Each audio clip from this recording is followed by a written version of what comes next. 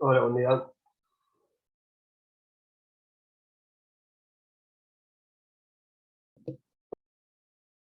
Un segundo que tenemos un par de personas que están uniendo. Bien. Eh, Perdón por el retraso, quedé hace 5 minutos, abrí Zoom y quedé como congelado en la pantalla y esto pasa cada vez que se me actualiza el Windows. Así que perdón por esa demora.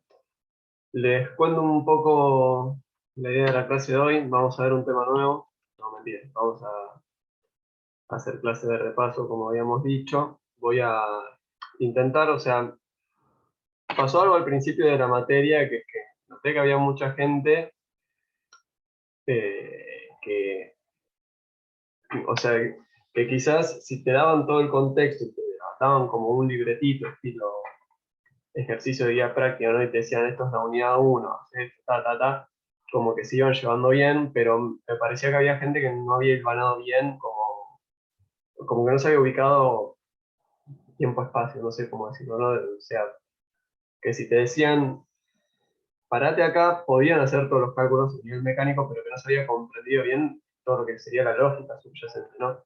Entonces, hoy, además de hacer un repaso para el segundo parcial, vamos a meter un poquito para que también se puedan ubicar con respecto a los temas de la primera parte. Después les paso todo lo que tengo que pasar. ¿Ok?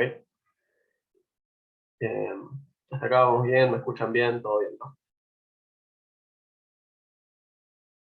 Sí, sí. Bueno, Sí, buenos días. acá. ¿Cómo? Me habías dicho que te pregunte acá en la Sí, clase, porque yo te había preguntado eso de R, que no había entendido tipo qué era lo que entraba, qué era lo que no y eso. dale, bueno, arrancamos entonces con la pregunta de Valentina, así no nos olvidamos. Valen me escribió en la semana, me preguntó qué entraba de R, Alexander, ¿no? Eso que tiene muchísimo sentido para ver cómo nos preparamos, en definitiva, ustedes son estudiantes, tienen que aprobar un examen. De R yo no les voy a tomar absolutamente nada, en el sentido de, no les voy a mandar programen tal cosa, resuelvan tal cosa, no les voy a pasar una base de datos y les voy a pedir estimen, no les voy a tomar tampoco bloques de código, no les voy a decir, tengo este código, díganme qué hace. Tampoco les voy a decir eso. Lo que les puede entrar es, les doy un gráfico de R, una salida de una regresión en R, algo de ese estilo que vimos en la clase, interpretarlo, ¿no? Entonces, qué sé yo, por ejemplo, te llega la tablita, ¿no? La tablita clásica esta de salida una regresión lineal, que hicimos, ejercicios de eso, y nada, en la salida esa que te decía, bueno, tengo el intercepto, una variable, y acá tenías columnas que decían esto es el coeficiente, esto es el sentido estándar, esto es titi, y bueno, o sea, yo les paso esta tabla, ustedes tienen que saber decir, este de acá es beta 0, este de acá es beta 1, este es el periodo estimado de este, de acá puedo sacar, no sé, que yo el significatividad individual, entonces aparte te puedo decir si esta variable es estadísticamente significativa a la hora de explicar a la otra o no. Te puedo mirar el R cuadrado, que si me equivoco estaba como por acá abajo, por acá arriba creo que teníamos una suma de cuadrados residuales. Y o sea, interpretarlo, ¿no? O sea, tampoco me sirve, porque si no, si yo acá les pongo una regresión que dice, eh, no sé, la plata que gastó uno de ustedes en la peluquería y estamos explicando el PBI de Angola. Y digamos que ustedes me digan, ah, y beta 1 es esto, la verdad que no me dice nada. O sea, hay que interpretarlo. ¿Qué corno quiere decir esto? El signo, la magnitud. ¿Qué pasa de cuando este de acá se mueve en una unidad con este de acá? Eh, o sea, qué sé yo, si ustedes agarran y les dicen, hice esta regresión de acá, esto de acá tiene un significado. Si ustedes en vez de decirle esto, les decían, hice esta otra regresión, esto de acá pasa a tener un significado que va a ser totalmente distinto.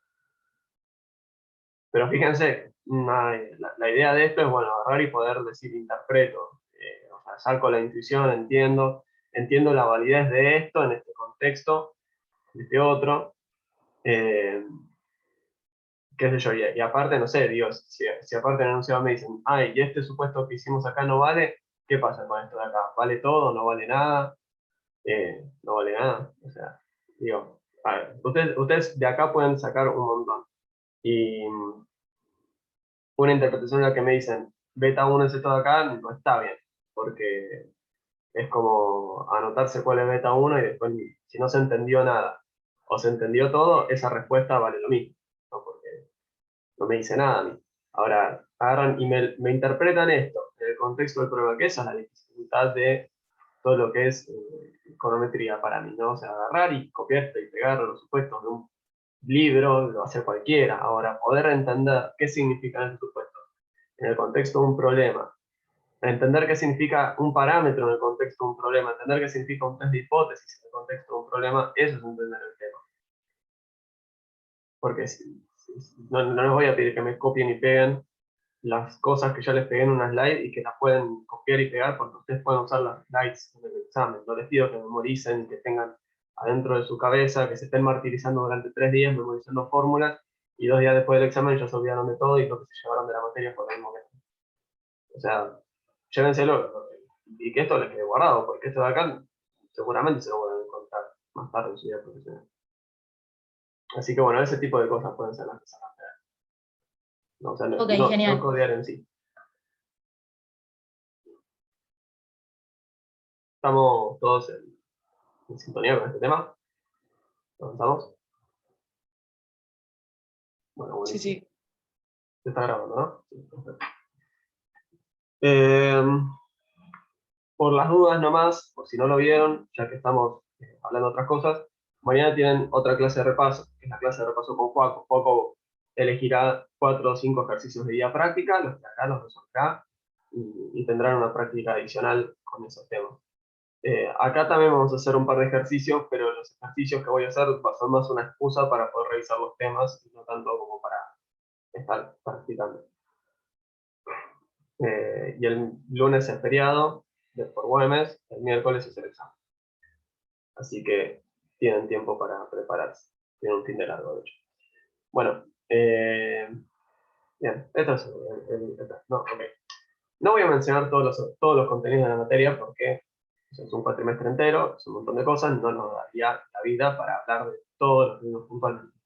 Pero sí voy a intentar armar medio unidades a grandes rasgos, de grosso modo, ir avanzando. ¿Ok?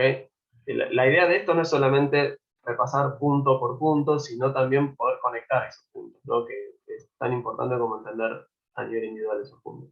Entonces empezamos con los contenidos del primer examen, que lo primero que hicimos fue, nada, nos dieron datos, ¿sí? Y esos datos eran, no sé, tenemos observaciones de una variable cualquiera, y no sabíamos ni lo que era una variable aleatoria, ni lo que era una probabilidad, ni lo que era nada.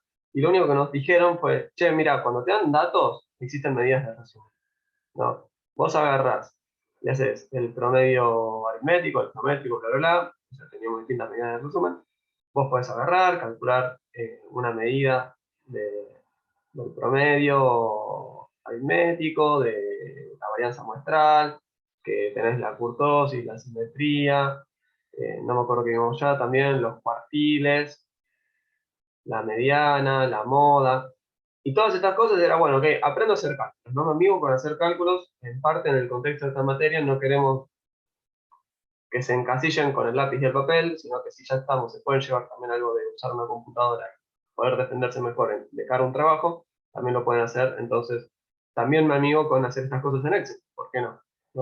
Y si pueden hacer eso y llevarse un valor agregado en la materia, buenísimo. Pero en definitiva, atrás de esto no hay ninguna justificación ni nada estadístico, lo único que sabemos es vino una persona mágicamente, me dijo, mira, existen algunas medidas de resumen, ¿no? Así como cuando nos dan un libro, un paper, no sé, algo, y hacemos un resumen propio, bueno, así como existen esos resúmenes cualitativos de un texto, también existen estos resúmenes de un conjunto de datos. Y bueno, y también veíamos gráficos, ¿no? Después se complejizó todo, porque empezamos a hablar de variables aleatorias, ¿no? Y se empezaron a decir, bueno, mira, por ejemplo, yo tengo una variable aleatoria continua que tiene esta función de densidad. Y a partir de acá empezamos con cositas un poco más complejas, ¿no? O sea, dijimos, bueno, pero pará, si yo conozco esto, sé también que puedo calcular algunas cositas adicionales, por ejemplo, los momentos, ¿no? Entonces, yo decía, a ver, por ejemplo, yo sé que esto de acá, para cumplir esas reglas, nada, tiene que ser siempre positivo y aparte, bueno, perdón, no negativo, y aparte la integral tiene que ser igual a 1. ¿Qué pasa también? Bueno, puedo hacer la esperanza, y también una vez que ya calculé la esperanza, también puedo calcular esto y de ahí después hago un paso intermedio, y habiendo hecho el paso intermedio, puedo calcular la varianza. Y así con todo. O sea, y acá, esto de acá, no tiene tanto que ver con lo anterior, porque en lo anterior yo no tenía ninguna justificación, de repente empezamos a ver un montón de teoría de probabilidad, cómo trabajar con variables aleatorias con función de probabilidad o densidad definidas. Una vez que tuvimos esto de las funciones de probabilidad y densidad definidas, pasamos a distribuciones puntuales, ¿no? Y también a algunas cositas adicionales. Pero digo, cuando hablamos de distribuciones puntuales, bueno, está bien, inventamos 80.000 funciones de probabilidad y densidad. Inventamos 800 millones de estas. Ahora, hay algunas de estas que son particularmente relevantes, ¿no? Y empezamos con funciones de probabilidad y densidad, o sea, con distribuciones que tienen un nombre propio que las hace, o sea, bueno, en realidad no es por eso que son, pero distribuciones en particular que tienen cierta relevancia en la materia, ¿no? Y hablamos de la distribución normal, ya la paso binomial geométrica, vimos también cómo se aproximaban entre sí, también vimos algunas propiedades adicionales, ¿no? Por ejemplo, que la suma de normales distribuye normal, y como conocíamos las propiedades de la esperanza y la varianza, también podíamos decir, bueno, a ver, cuando yo sumo dos normales que son independientes entre sí, ¿cuál es eso de distribuir normal? Que aparte de distribuir normal, va a distribuir normal con esta esperanza y con esta varianza, ¿no? O sea, también conocíamos los parámetros de esa suma. Entonces, bueno, y ahora voy a hablar del teorema central.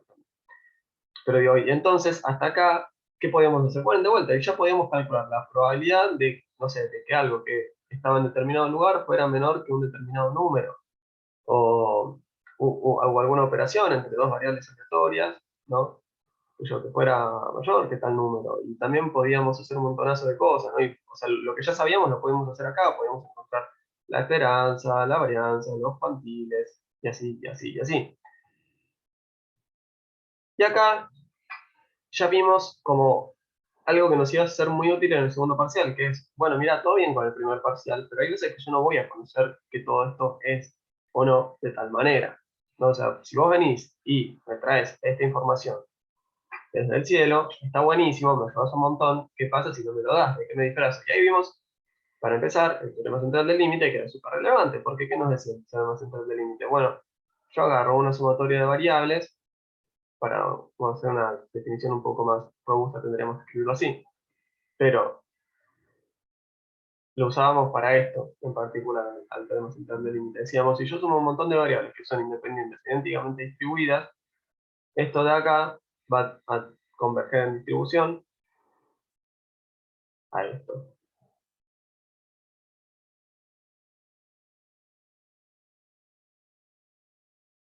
Y esto de acá ya nos servía un montonazo, porque decíamos, bueno, vos no me diste este pedacito de información, bueno, yo igualmente puedo usar un recurso adicional e ingeniármelas para responder preguntas, ¿no? Entonces, qué sé yo no sé la primera observación, por ejemplo, cómo distribuye. Entonces, si me pedías la probabilidad de que esto de acá sea menor que 4, no tengo más pálida idea, pero yo puedo aproximar esto con el teorema central del límite, a pesar de que yo no conocía la verdadera distribución original de esto, ¿no?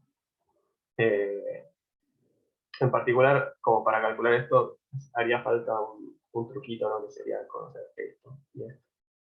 Pero digo, de repente se nos abrieron un montón de puertas, ¿no?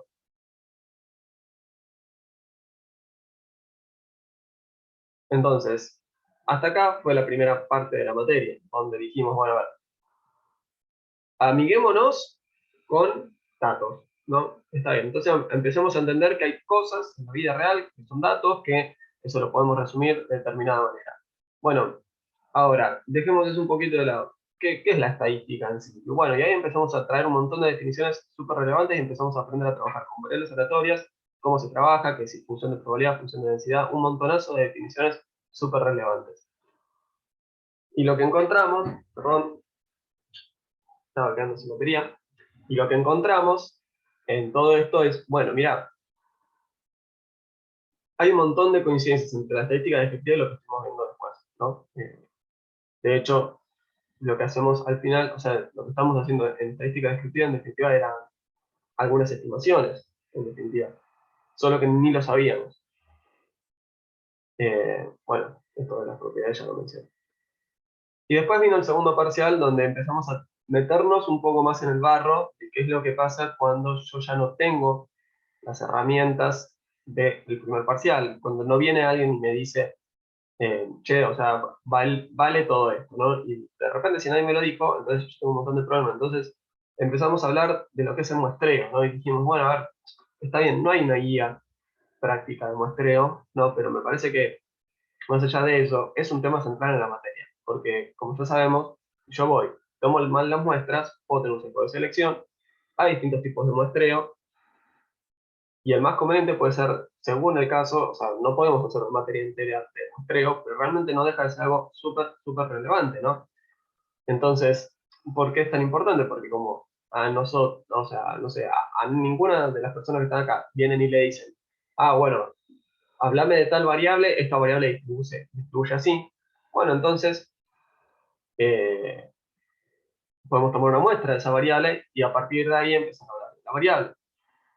¿Cómo es el tema de tomar una muestra? Bueno, entonces dijimos, che, pero pará, o sea, esto que parecía tan caprichoso como simplemente ir, meter la mano en una bolsa que tenía pelotitas y sacar con los ojos cerrados una bolita y decir, ah, mira, me salió una bolita que pesa tanto, o una bolita que tiene tanto ingreso, o una bolita que, no sé, que tiene tal edad.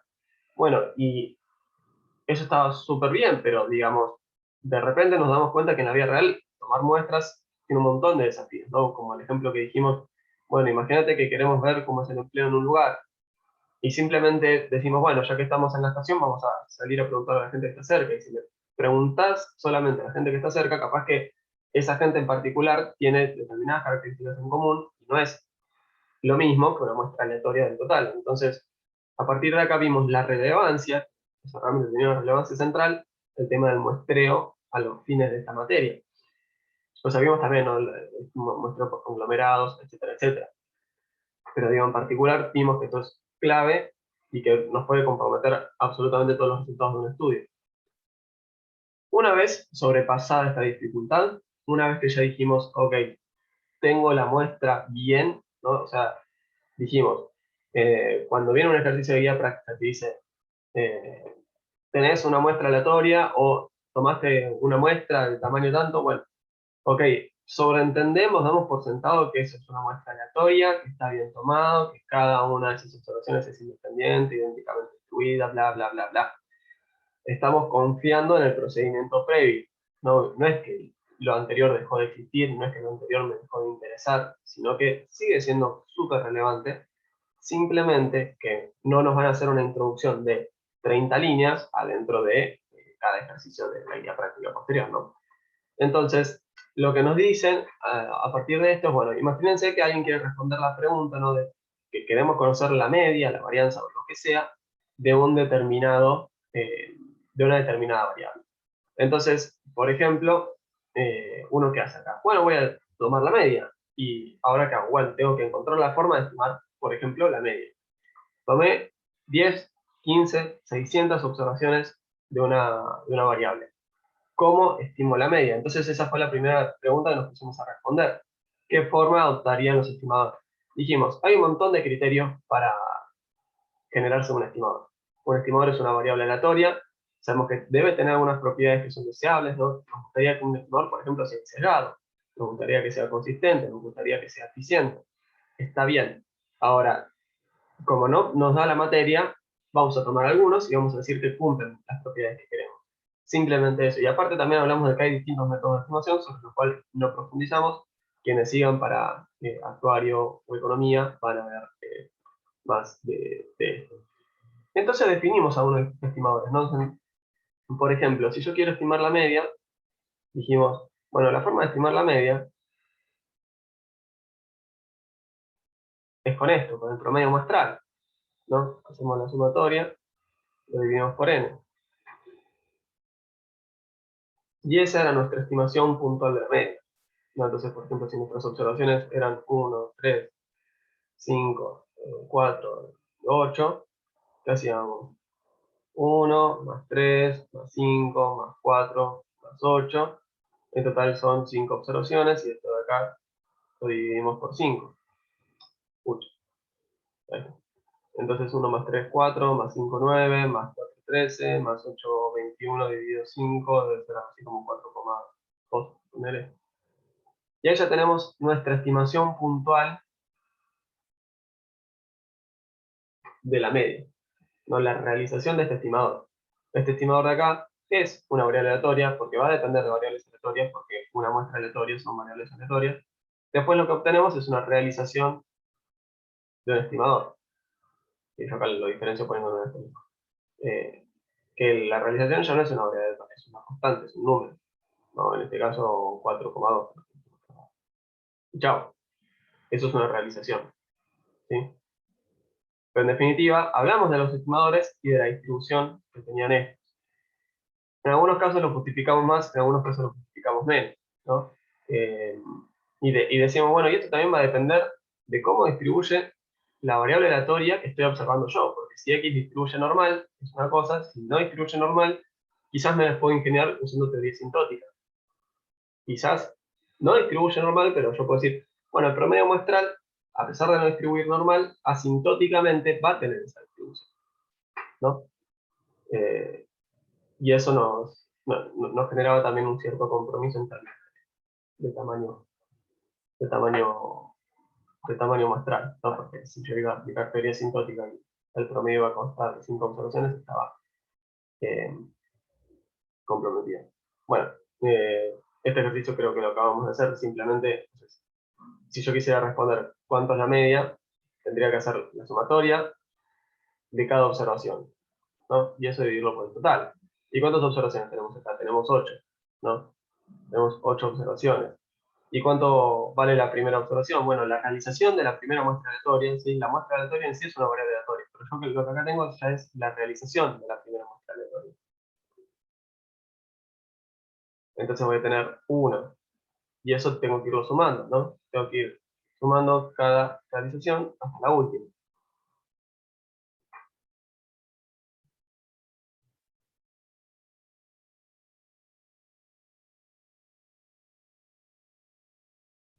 Y esto de acá lo resolvemos y nos va a terminar dando 1 más 2, 3, 6, 10, 15, 21,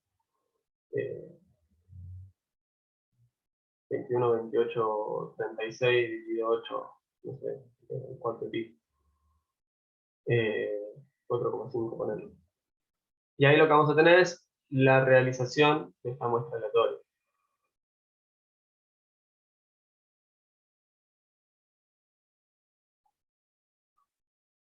¿Está bien? Sí, Sí, sí. 4,5. Porque sería 8 por 9 dividido 2 y eso dividido por 8. No, esto de acá es la realización. Que esto de acá ya no es una muestra aleatoria, es la realización del estimador. ¿Está bien? Bien, buenísimo. Entonces, bueno, yo no sé si es muy pedagógico ya poner toda la resolución, así que ignórenlo de a poquito. Entonces, ¿qué tipo de ejercicios se podían plantear en este contexto, ¿no? Imagínense que tenemos, bueno, un promedio muestral y yo puedo preguntar por la probabilidad de que ese promedio muestral se ubique en determinado entorno. Y en realidad eso no es ninguna sorpresa, ¿no? O sea, digamos, alguien nos podría haber preguntado también cuál es la esperanza del promedio muestral. ¿Cuál es la esperanza del promedio muestral? Si aquí distribuye de alguna manera con esperanza La 1. media. Claro, la media. ¿Y el desvío cuánto va a ser? O la varianza.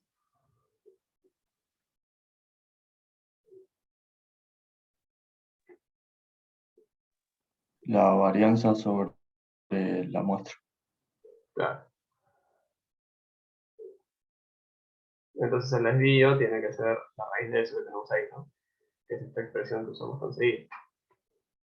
Nos podían hacer este tipo de preguntas. El tema es que estas preguntas ya casi que un poquito más que nos resultan axiomáticas a este punto, ¿no? Entonces, una pregunta que es un poco más interesante es ver cómo se acumula la probabilidad, ¿no? O sea, estamos diciendo, a ver, X barra o bien asintóticamente, o bien exactamente según el caso, va a tener una distribución que va a ser normal, ¿no? O sea, yo que puedo jugar acá con lo que quiera, puedo buscar cuánta probabilidad acumulo acá, cuánta probabilidad acumulo acá, cuánta probabilidad acumulo en este tramo, menos la que acumulo en este tramo, menos la que acumulo en este tramo, es simplemente un ejercicio de probabilidad, no estamos haciendo, en este caso, respondiendo una pregunta empírica, ¿no? Simplemente estamos como practicando, o simplemente haciendo cálculos de matemática. Entonces, imagínense que esta X barra, ¿no? O sea, estoy parado acá. Nos preguntan la probabilidad de que el promedio muestral se ubique a más de 2 unidades de la media si el desvío es 10 y se tomaron 100 muestras, ¿no? Para que se ubique a más de 2 unidades, lo que yo necesito es que la diferencia esta sea mayor que 2. Y si les gusta más plantearlo de otra manera, la probabilidad de esto, ¿cuál es el complemento? Bueno, el complemento de esto es que esa misma expresión sea menor que 2, ¿no? Y por propiedades de las probabilidades ya sabemos que entonces eso tiene que ser igual a 1 menos la probabilidad del complemento. ¿Sí? Eso es primera parte de la materia. Entonces, yo, o sea, ejercicios de este tipo ya hicimos. De hecho, conmigo sé que hicieron ejercicios de este estilo. Si no me equivoco, porque la práctica la di yo, no me acuerdo ahora muy bien. Pero en definitiva, ¿qué podemos hacer? Bueno, podemos desarrollar esta probabilidad, ¿no? Y como ya he mencionado, hay distintos caminos para hacer esto. Ustedes elijan el que más cómodo les resulte. Entonces, ¿qué pueden hacer? Bueno, pueden reexpresar este módulo de esta manera. Por ejemplo, ¿qué es lo que nos está pidiendo el enunciado? Lo que nos está pidiendo es la probabilidad que se acumula de este lado más la que está de este lado. Alguien que está un poco más pillo puede decir, bueno, solamente calculo esta probabilidad, la multiplico por 2, porque esto es simétrico, y chao. Y eso estaría perfecto a los fines de un examen, ¿eh? No digo que lo tienen que hacer de esta manera. Y busco algo un poco más paso a paso, solamente porque me parece un poco más ilustrativo. Entonces, bien, ¿cómo es el desvío de X barra? ¿Cómo es el desvío de esta variable aleatoria? Bueno, el desvío de X barra es el desvío de la variable original dividido la raíz cuadrada de n, ¿no? Y el desvío de la variable original es 10. Y eso lo tenemos que dividir por la raíz cuadrada de n es 100, tenemos 100 muestras. Y la raíz cuadrada de 100 es lo mismo que decir 10, ¿no? Entonces, ¿qué me queda? 10 sobre 10, entonces el desvío es 1. Obviamente elegí estos números caprichosamente para que nos quede más claro a los fines de una clase. Entonces, ¿qué es lo que tengo que hacer yo para tener una normal estándar acá adentro y poder trabajar cómodos usando una normal estándar? Tengo que restar la media y dividir por el desvío. La media ya está restada por cómo vino el enunciado. Si no estaba en el enunciado la media, bueno, yo tendría que haber encontrado la vuelta para restar la media, y si lo hago de un lado, recuerden, lo tenemos que hacer en todos los términos, porque si no rompemos la relación original, o al menos podemos romper la relación original si no la rompemos. Y a esto lo tengo que dividir por el desvío, que es dividir por 1, o sea, básicamente algo que es redundante a nuestros fines. Entonces, esto de acá adentro ya sabemos que distribuye normal estándar. Si esto original no era, entonces si X no distribuía normal, bueno, entonces distribuye asintóticamente normal estándar. Pero sabemos, ya conocemos la distribución también. Y esto de acá lo podíamos encontrar usando la aplicación, usando Excel, usando lo que se nos ocurra, ¿no? O sea, la herramienta que a ustedes les guste más. Querían usar la tabla, que se la imprimieron, querían mirar la tabla de papel, está perfecto. Lo podían buscar en la tabla de papel y van a llegar a un resultado idéntico, al sumo algún decimal y van a tener diferencia. ¿Y cómo hacíamos para calcular esta probabilidad? Bueno, o sea, recuerden, la tabla, al menos, acumula izquierda. Y acá me abre un cartelito, ya lo elimino. Recuerden que la tabla acumula izquierda. ¿Y eso qué implica? Que si yo busco la probabilidad que se acumula hasta 2, voy a calcular todo esto. Por eso, entonces, yo estoy buscando la probabilidad que se acumula adentro de este intervalo. Y después voy a hacer 1 menos eso. Entonces yo a esto lo que quiero hacer es borrarle esta parte de acá, para que me quede únicamente esto, y finalmente hacemos 1 menos esa probabilidad. ¿Ok? Entonces, la probabilidad que se acumula a izquierda del valor 2 es esta. la probabilidad que se acumula a izquierda del valor menos 2 es esta. Entonces hacemos la diferencia.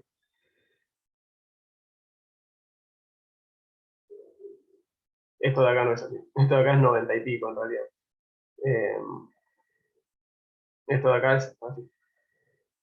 0,9405 se me cruzaron los resultados. Y esto de acá es 0,0455. Está bien. Si alguien quería de una encontrar la probabilidad que se acumulaba a izquierda, de eso multiplicarlo por 2, bienvenido sea. Era mucho más eficiente hacerlo de esa manera. Y no iba a tener absolutamente nada de mal. Estaba perfecta esa resolución.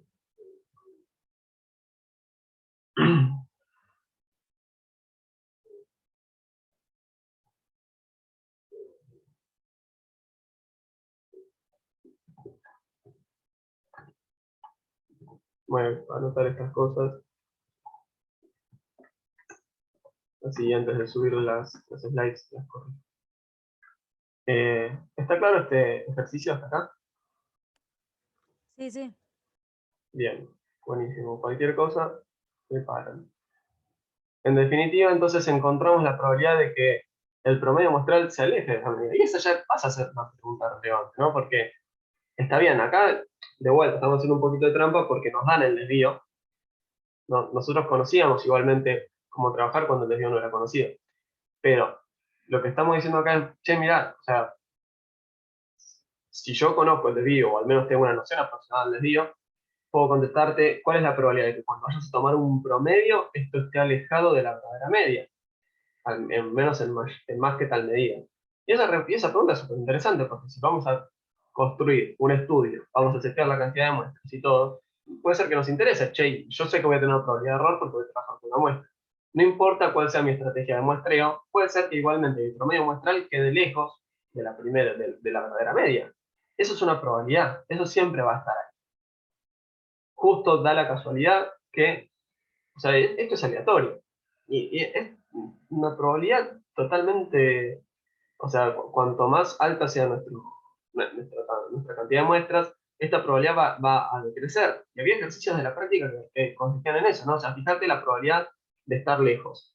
Bueno, ahora fíjate la probabilidad de alejarte en la misma medida, pero aumentando el tamaño de muestra. Y veíamos que la probabilidad de alejarte era menor.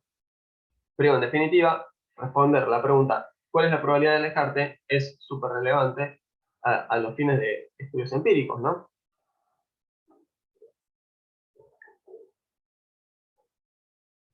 Bueno, acá me quedó una letra griega rara por algún motivo. Esto pasa cuando escribís con los ojos cerrados y compilás el archivo después al final. Puede ser que también nos pregunten por otro estimador, ¿no? O sea, no quería darle solamente los ejercicios quizás más entregados, pero digamos, podría ser que alguien nos pregunte, no sé si hay algún ejercicio de este tipo en la práctica. Se me ocurrió y dije, bueno, parece una buena idea para practicar un poco.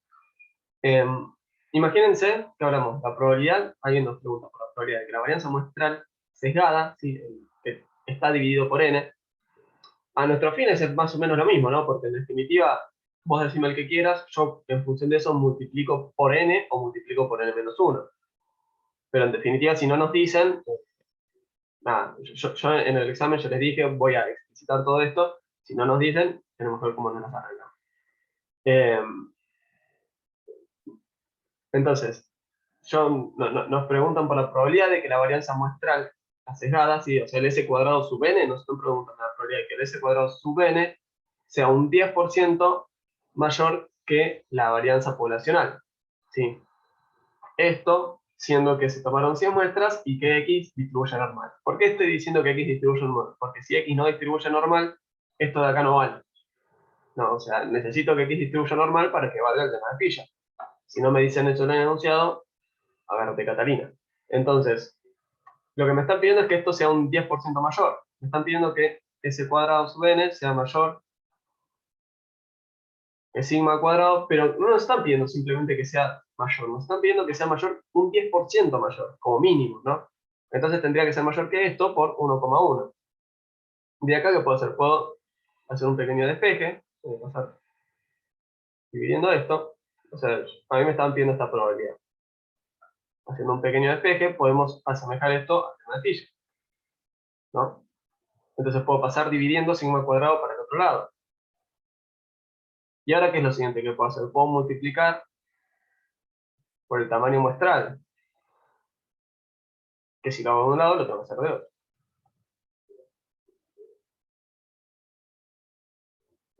Y esto de acá, pues yo sé cómo se distribuye. Por lema de Fisher, esto de acá distribuye chi cuadrado con n menos 1 grados de libertad. Lo cual quiere decir que distribuye chi cuadrado con 100 menos 1 grados de libertad. O sea, con 99. Y esto de acá yo lo puedo buscar de vuelta, tabla, aplicación Excel, herramienta que ustedes más disfruten, con la cual más cómodos se sientan. Lo que estoy pidiendo yo acá es que, recuerden, el chi cuadrado no es simétrico. Está en digo porque algunas personas mandaron dibujos. O sea, la chi cuadrado y la f arrancan en 0, teniendo menos unos positivos, y aparte no es simétrica, ¿no? Suele tener más la pancita a la izquierda. Entonces, lo que estamos pidiendo es la probabilidad acumulada a derecha de cierto punto. Acumulada a derecha del valor 110. Eso es lo que estamos buscando. Y esa probabilidad es 0,21. O sea, es bastante probable, en algún par, 20% puede ser, para alguna u otra persona puede ser más. O sea, puede ser suficiente o puede ser una catástrofe, como ya dijimos. Las probabilidades de error dependen, o sea, la gravedad de esa probabilidad depende también mucho, está muy condicionada por mi problema, ¿no? O sea, si yo tengo un problema muy grave, quizás un error chiquitito es inaceptable, ¿no? Por ejemplo, en cuestiones de salud.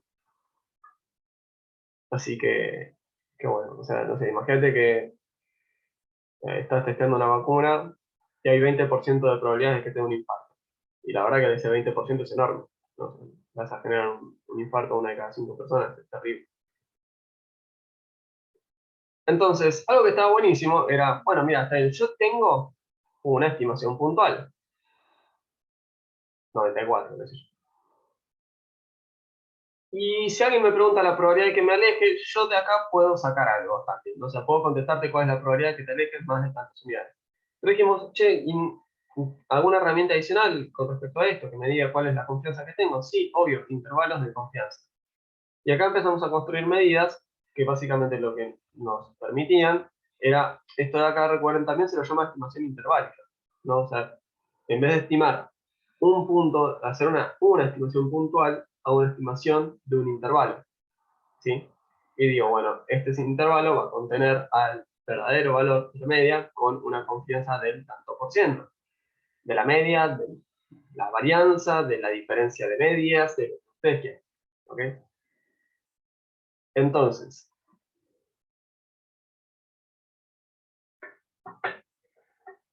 perdón, hasta acá vamos bien, más o menos. Sí, sí. Bueno, buenísimo. A ver, déjenme ver cómo venimos de tiempos. Bueno, salimos y volvemos a entrar, ¿les parece? Venimos bien.